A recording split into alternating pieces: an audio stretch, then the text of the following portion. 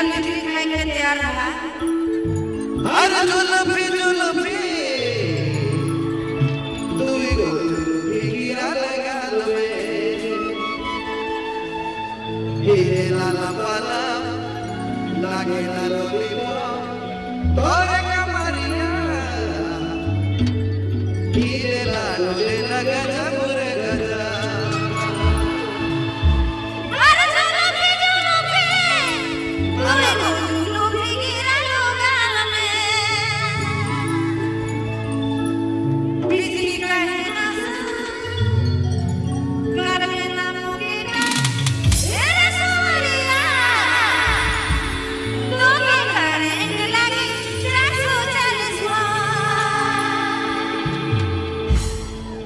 अर्जुन भाई थोड़ा सा मजा लागे वाला है और जहां दो बंदर तांगा मीसा काजल जी